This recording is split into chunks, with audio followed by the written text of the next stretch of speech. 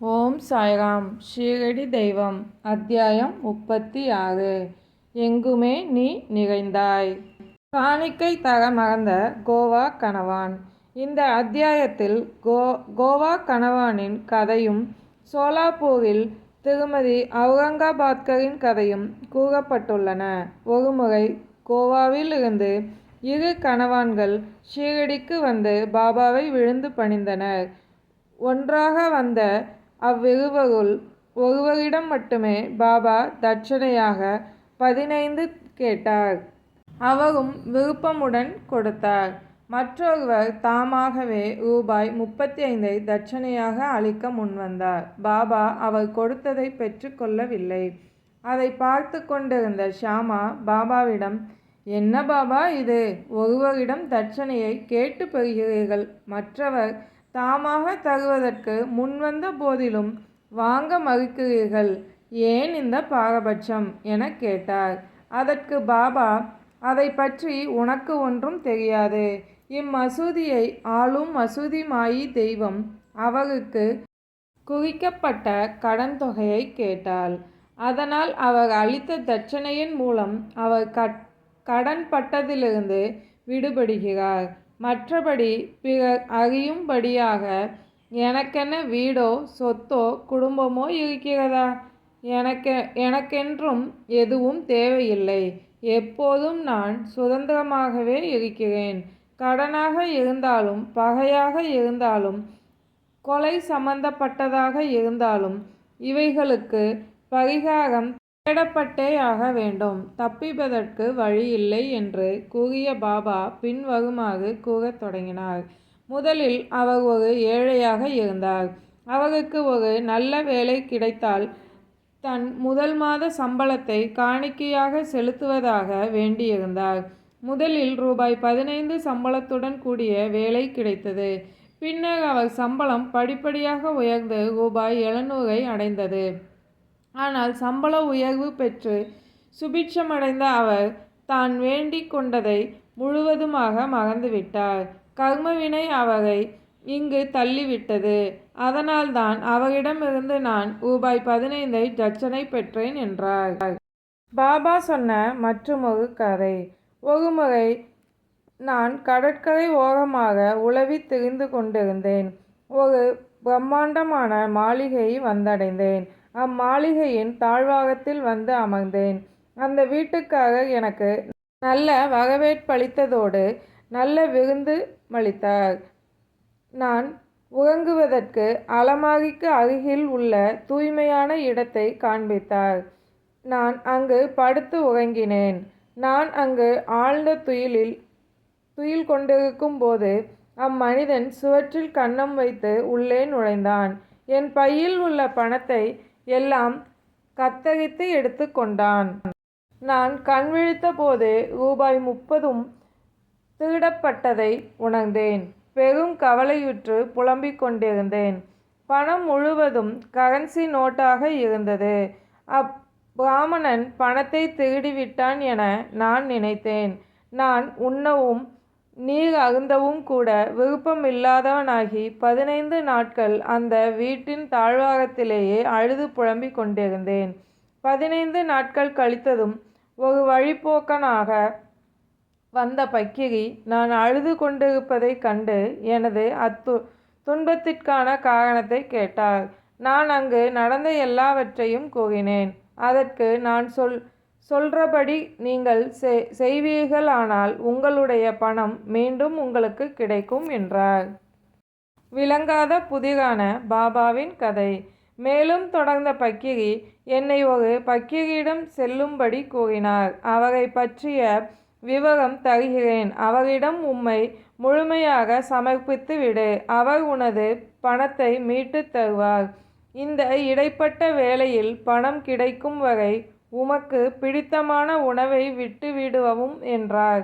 நானும் அப்பக்கிரியின் அறிவுரையின்படி நடந்து என் பணத்தை திரும்ப பெற்றேன். நான் பின்னர் வாதாவை விட்டு நீங்கி கடற்கரையில் நடந்தேன்.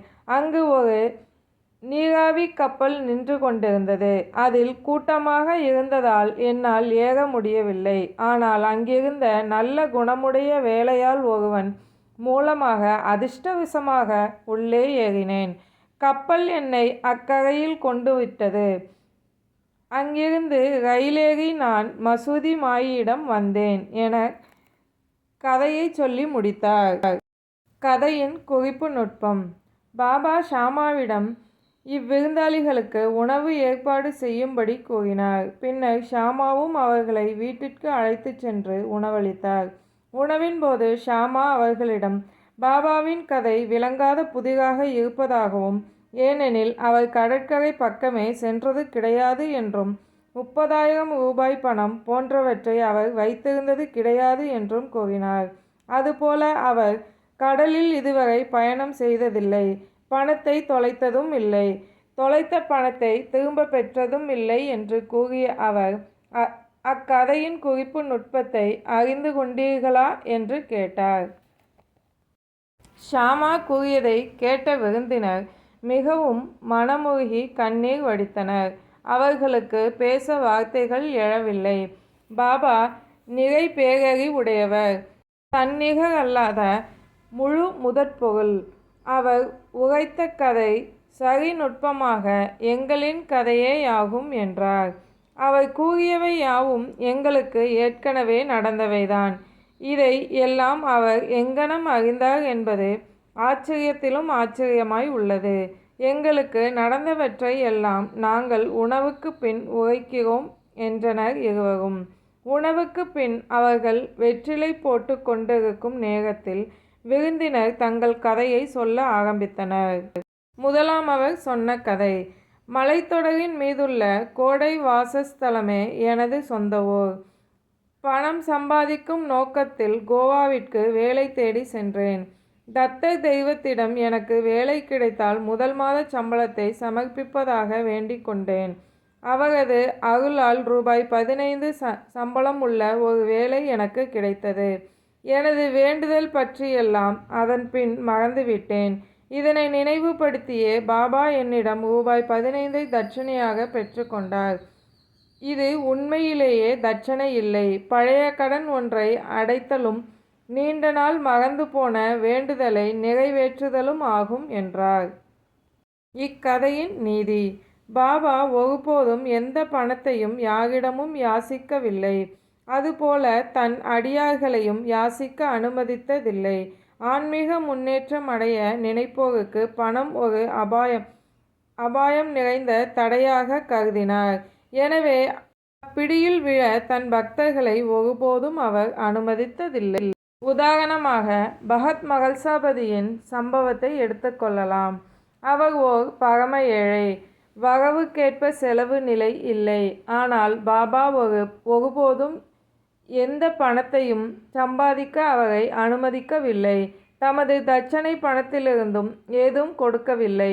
ஒருமுறை தயால குணமும் தாராள மனமும் உடைய ஹம்ஸ்ராஜ் என்பவர் மகள்சாபதிக்கு பெருந்தொகையை அளித்தார். அப்பணத்தை ஏற்றுக்கொள்ள பாபா அனுமதிக்கவில்லை. இரண்டாம் அவர் சொன்ன கதை. என்னிடம் ஒரு பிராமண சமையல்காரன் இருந்தான். அவன் என்னிடம் 35 ஆண்டுகள் விசுவாசமாக பணிவிடை செய்து வந்தான். பின் துரதிருஷ்டவசமாக அவன் தீய வழிகளில் இறங்கினான். அவன் மனம் மாறி என்னுடைய செல்வத்தை கொள்ளையடித்தான். நாங்கள் அனைவரும் உறங்கிக் கொண்டு இருக்கும் வேளையில் உள்ளே நுழைந்து பணம் வைத்திருந்த அலமாரி அறையின் சுவற்றில் கன்னம் வைத்து நான் கரன்சி நோட்டுகளாக சேமித்து வைத்திருந்த ரூபாய் 30,000 முழுவதும் கொண்டு போய்விட்டான். அதை எண்ணி இரவும் பகலும் நான் அழுது புலம்பினேன். ஆனால் அந்த தொகையினை பாபா எங்கனம் குறிப்பிட்டார் என்பது தெரியவில்லை. நான் அவனிடம் எவ்வளவோ விசாரித்தும் எவ்வித பயனும் இல்லை. 15 நாட்களுக்கும் மேல் அதை எண்ணி ஆழ்ந்த கவலையில் இருந்தேன். நான் ஒரு நாள் வருத்தத்தோடு அமர்ந்திருந்த போது அவ்வழியாக போய்க் கொண்டிருந்த பக்கிரி ஒருவர் நொந்து போயிருக்கும் என் நிலையை கண்டு அதன் காரணத்தை விசாரித்தார். நான் நடந்த அனைத்தையும் அவரிடம் கூறினேன். அவர் என்னிடம் கோபர்காவன் ஜில்லாவில் ஷீரடி கிராமத்தில் சாயி என்ற பெயருடைய அவலியா ஒருவர் இருப்பதாக கூறினார். அவரிடம் ஒரு வேண்டுதல் செய்து கொள். உனக்கு மிகவும் பிடிக்கும் உணவு ஒன்றை மனதில் நினைத்து உமது தரிசனத்தை நான் பெறும் வரை அவ்வுணவு உண்பதை நீக்கிவிட்டேன் என்று கூறிக்கொள் என்றார். பின்னர் நானும் அவ்வாறே பிரார்த்தனை செய்து கொண்டேன். அரிசி சோறு உண்பதை விட்டுவிட்டேன் பாபா. அதை எனது சொத்து மீண்ட பிறகு உன் தரிசனம் கண்ட பிறகுதான் உண்பேன் என உறுதி பூண்டு கொண்டேன். பணம் கிடைத்தது. பிரார்த்தனையை மறந்தேன். 15 நாட்கள் கழித்ததும் அந்த பிராமணன் என்னிடம் தானாகவே திரும்பி வந்தான். என் பணத்தை என்னிடம் திருப்பி கொடுத்துவிட்டு தன் செயலுக்காக வருந்தினான். எனக்கு புத்தி தடுமாறி இவ்வாறு நடந்து கொண்டேன். இப்போது உம் காலடியில் தலையை வைக்கிறேன். தயவு செய்து என்னை மன்னித்து விடுங்கள் என்றான். இவ்வாறு அந்த பக்கிரி சொன்னது போல எல்லாமே நலமாக முடிவடைந்தன. அப்பக்கிரி கூறியதைப் போல சாயிபாபாவை காணும் ஆர்வம் என்னுள் எழுந்தது. எனது வீடு வரை வந்த அந்த பக்கிரி சாயிபாபாதான் என நான் உறுதியாக நம்பினேன். என்னை காண வந்தவுடன் தொலைந்து போன என் பணத்தையும் மீட்டு தந்த அவரா 35 ரூபாய் பெறுவதற்கு ஆர்வமாய் இருப்பார். எங்களிடம் இருந்து எதையும் எதிர்பார்த்து கொண்டிராமல் எங்களை ஆன்மீக முன்னேற்ற பாதையில் இட்டு செல்வதற்காகவே அவர் எப்போதும் தன் முழு முயற்சியை மேற்கொள்கிறார். திருடப்பட்ட எனது சொத்து கிடைத்ததும் நான் பெரும் மகிழ்வுற்றேன். அந்த மயக்கத்தில் எனது வேண்டுதல் எல்லாம் மறந்து போனேன். பின்னர் நான் கோலாபாவில் இருக்கும்போது ஒரு நாள் இரவு என் கனவில் சாயிபாபாவை கண்டேன். இது நான் ஷீரடிக்கு வருகிறேன் என நான் எடுத்திருந்த பிரார்த்தனையை எனக்கு நினைவூட்டியது. கப்பலில் ஏறி ஷீரடிக்கு வந்தேன். எனவே நான் ஷீரடிக்கு செல்ல கோவாவிற்கு சென்றேன். அங்கிருந்து கப்பலில் மும்பைக்கு சென்று ஷீரடிக்கு செல்ல விரும்பினேன். அதனால் துறைமுகத்திற்கு வந்தபோது அந்த கப்பலில் ஒரே கூட்டமாய் இருந்தது. எனக்கு இடமில்லாததை அறிந்தேன். கப்பல் தளபதி என்னை அனுமதிக்கவில்லை. அப்போது நல்ல குணமுடைய பியூன் ஒருவன் இடையில் குறுக்கிட்டான். அவன் உதவியால் எனக்கு கப்பலில் இடம் கிடைத்தது. பின்னர் ரயில் மூலமாக ஷீரடிக்கு வந்தேன். பாபா எவ்விடத்தும் வியாபித்து இருப்பவர், எல்லாம் அறிந்தவர். இதை நான் நிச்சயமாக நம்புகிறேன். நாங்கள் யார்? எங்கள் வீடு எங்கே இருக்கிறது? எங்கள் பணத்தை மீட்டு கொடுத்தது மட்டுமன்றி எங்களை அவர்பால் இழுத்ததால் நாங்கள் பாக்கியசாலியானோம். எங்களை விடவும் ஷீரடி மக்களாகிய நீங்கள் அளவிலாமையும் மிகுந்த பாக்கியமும் வாய்ந்தவர்கள். பாபா சிரித்து விளையாடி உரையாடி இவ்வளவு ஆண்டுகள் வாழ்ந்து கொண்டிருப்பது உங்களுடன் அல்லவா? உங்களுடைய பூர்வ புண்ணிய பலன் அளவு கடந்ததாய் இருக்க வேண்டும். அதுவே பாபாவை இச்சீரடிக்கு இழுத்து விட்டிருக்கிறது. இனி சாயியே எங்கள் தத்தர். அவரே எங்களை இவ்வேண்டுதல் செய்ய கட்டளையிட்டார். கப்பலில் ஒரு இடமும் அளித்து எம்மை இவ்விடத்திற்கு ஈர்த்தார். இவ்விதமாக அற்புதங்கள் நிகழ்த்தி அவரது எங்கும் நிறை பேரறிவிற்கு எல்லாம் வல்ல பேராற்றலுக்கும் நிரூபணத்தை அளித்தார் என்றார். அவுரங்காபாத்கரின் வேண்டுதல். சோலாப்பூரை சேர்ந்தவர் சகாராம் அவுரங்காபாத்கர். அவரின் மனைவிக்கு 27 ஆண்டு காலமாக குழந்தையே இல்லை. கணக்கற்ற பிரார்த்தனைகளை அவள் கடவுளர்களிடமும் அம்மன் தெய்வங்களிடமும் வைத்திருந்தாள். ஆனால் அவள் பிரார்த்தனை பலிக்கவில்லை. அதனால் அவள் நம்பிக்கை இழந்தவள் ஆனாள். இறுதி முயற்சியாக தனது சகோதரியின் புதல்வன் விஸ்வநாத்துடன் ஷீரடி வந்தாள். 2 மாதமாக பாபாவுக்கு சேவை செய்து கொண்டு தங்கி இருந்தாள். அவள் மசூதிக்கு சென்ற போதெல்லாம் மசூதியில் கூட்டம் நிறைந்திருப்பதையும் எந்நேரமும் பக்தர்களால் சூழப்பட்டிருப்பதையும் கண்டாள். அவள் பாபாவை கூட்டம் இல்லாமல் இருக்கும் நேரத்தில் சந்தித்து தன் மனக்குறையை கூறி பிரார்த்தனை செய்ய விரும்பினாள். தன் இதயத்தை திறந்து நெஞ்சுருகி பிள்ளைவரம் வேண்ட விரும்பினாள். ஆனால் அதற்கான சந்தர்ப்பம் அவளுக்கு கிடைக்கவே இல்லை. முடிவாக அவள் ஷாமாவிடம் பாபா தனியாய் இருக்கும் சமயம் பார்த்து தன் குறை பற்றி பேசச் சொன்னாள். ஷாமாவோ அவளிடம் பாபாவின் தர்பார் வெளிப்படையானதென்றார். எனினும் அவளுக்காக தான் முயற்சிப்பதாக கூறினார். அதற்கு கடவுளின் ஆசீர்வாதம் வேண்டும் என்றார். குறும்பு செய்த கடவுள். திருமதி அவுரங்காபாத்கரிடம் தேங்காய் ஊதுபத்தியுடன் மசூதியின் முன்னிருக்கும் திறந்த வெளியில் தயாராக இருக்கும்படி கூறினார் ஷாமா. அவர் அவர்களுக்கு ஜாடை காண்பித்ததும் வரும்படி கூறினார். ஒரு நாள் உணவுக்கு பின் பாபாவின் ஈரக்கையை ஷாமா துண்டால் துடைத்துவிட்டு கொண்டிருந்தார். அப்போது பாபா அவர் கன்னத்தை கிள்ளி விட்டார். இதனால் பாபாவின் மீது பொய்க்கோபம் கொண்டவராய், தேவா, இதை மாதிரி என்னை கிள்ளுவது சரியா?